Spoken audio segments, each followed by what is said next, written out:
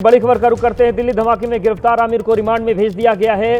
Court ने आमिर को 10 दिन की एनआईए रिमांड में भेजा है। कल इसे गिरफ्तार किया गया था। धमाके की साजिश में उमर के साथ आमिर शामिल था। कार खरीदवाने में इसने मदद की थी। आमिर के नाम पर ही धमाके में इस्तेमाल की गई कार रजिस्टर्ड थी और दिल्ली धमाके में इसे कल गिरफ्तार किया था, जिसको अब कोर्ट ने 10 दिन की एनआईए रिमांड में भेज दिया है। तो ये बड़ी खबर आ रही है दिल्ली धमाके को लेकर।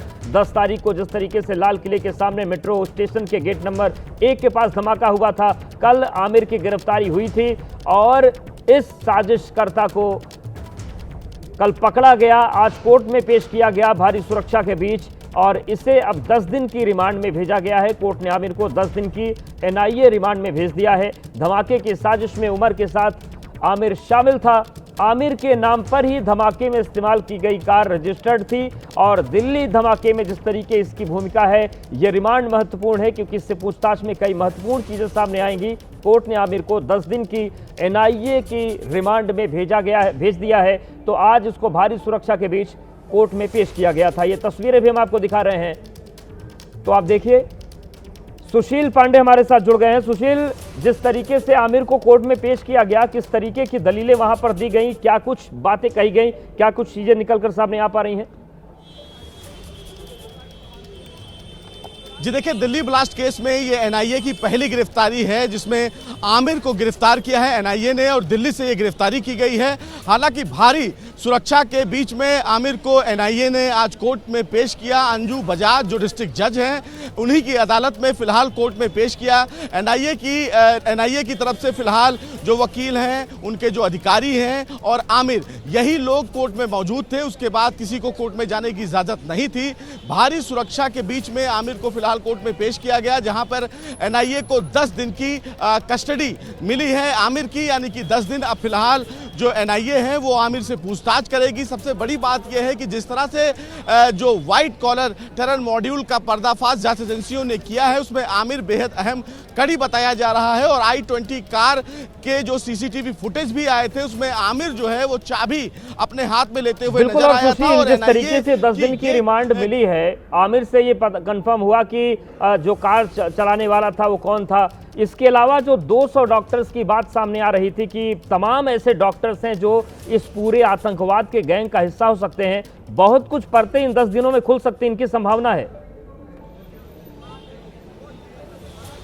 जी देखिए, जो जानकारी हमें सूत्रों से मिली है, जो कोर्ट के सूत्रों से जानकारी मिली है, उस जानकारी के मुताबिक एनआईए की टीम ने अभी तक जो देश के विभिन्न इलाकों में छापेमारी की है, उसकी जानकारी कोर्ट को दी है। और साथ ही साथ जो अल्फला यूनिवर्सिटी है, वहां पर जो संदिग्धों से पूछताछ की गई है और उस पूछताछ में क्या उन्हें टिप ऑफ मिला है, इसकी भी जानकारी कोर्ट में दी गई है। और ये बताया है कि इस मामले में आने वाले दिनों में और भी गिरफ्तारियां हो सकती हैं और इस बाबत कई जगह पर अभी छापेमारी चल रही है। जिसके बाद कोर्ट में एनआईए की तरफ से जो एसपीपी पेश हुए थे, उन्होंने कहा कि इस पूरे मामले में आमिर से पूछताछ करनी है और पूछताछ कर यह भी पता लगाना है कि उनके साथ और कौन कौन लोग जुड़े हुए थे।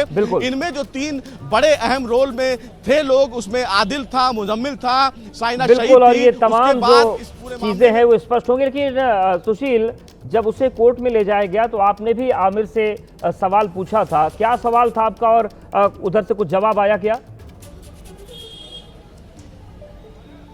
जी देखिए, जब फिलहाल आमिर को लेकर एनआईए की टीम बाहर निकल रही थी तो खुद मैंने उससे यह सवाल पूछा कि जो लाल किले पर ब्लास्ट किया वो किसके कहने पर ब्लास्ट किया। जिसके बाद फिलहाल जो एजेंसियां थी, जो फोर्स थी, उसे वो बोलने नहीं दी। लेकिन उसकी जो सुगबुगाहट थी, उसका जो फिलहाल बॉडी लैंग्वेज था, उस लैंग्वेज में जरूर वो कुछ ना कुछ बोलना जरूर चाह रहा था। लेकिन जो जांच एजेंसियां थी, उन्होंने उसे बोलने नहीं दिया और आगे लेकर चले गए। लेकिन जिस तरह से इस पूरे मामले में जांच के तार तमाम जो डॉक्टर्स तक जुड़ रहे हैं, उसमें सीधे तौर पर आने वाले दिनों में एक बड़ा पर्दाफाश जरूर जांच एजेंसियां करेंगी।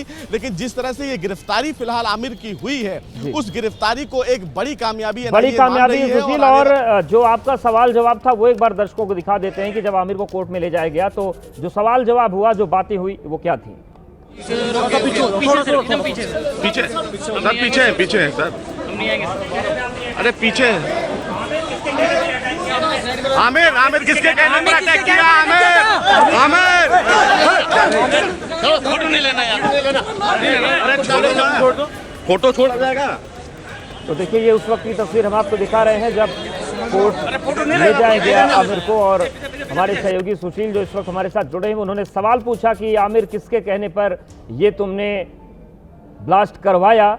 हालांकि वो सुरक्षा कर्मियों से घिरा था, उसे बोलने नहीं दिया गया। लेकिन एक बार फिर से तस्वीरें आप देखिए। अरे पीछे आमिर, आमिर किसके कहने पर अटैक किया? आमिर, आमिर फोटो नहीं लेना यार। तो देखिए, ये पेशी के पहले की तस्वीरें हैं और सुशील हमारे साथ लगातार बने हुए। सुशील, ये जो आज कोर्ट के सामने आमिर को पेश किया गया, लगभग कितनी देर तक पूरी ये सुनवाई चली और कितनी देर के बाद 10 दिन की रिमांड में भेज दिया गया एनआईए की? जी देखिए, जो एनआईए की पूरी जो सुनवाई चली वो महज 25 मिनट तक सुनवाई चली, जिसमें एनआईए के तमाम जो वरिष्ठ अधिकारी थे उन्होंने कोर्ट के सामने, यानी कि जो डिस्ट्रिक्ट जज है यहाँ पर अंजू बजाज, उनके सामने कोर्ट में अभी तक की जांच के तमाम जो ब्यौरे हैं, यानी कि जो डिटेल्स है वो उन्होंने साझा की और ये बताया कि आमिर की गिरफ्तारी कहाँ से हुई है और क्यों आमिर से पूछताछ करना जरूरी है, क्योंकि आमिर ही फिलहाल आमिर के नाम पर ही वो कार I-20 रजिस्टर्ड थी। तो उन्होंने बताया कि और इसके साथ कौन कौन लोग मिले हैं और जिस तरह से बिल्कुल सुशील, और उम्मीद की जाती है कि ये जो 10 दिनों की एनआईए कस्टडी में पूछताछ होगी तो बहुत कुछ राज निकलकर सामने आएगा, उसका इंतजार भी रहेगा। बहुत शुक्रिया आपका हमारे साथ जुड़ने के लिए। तो ये पूरी तस्वीर है, 10 दिन की एनआईए रिमांड में इसे भेज दिया गया है।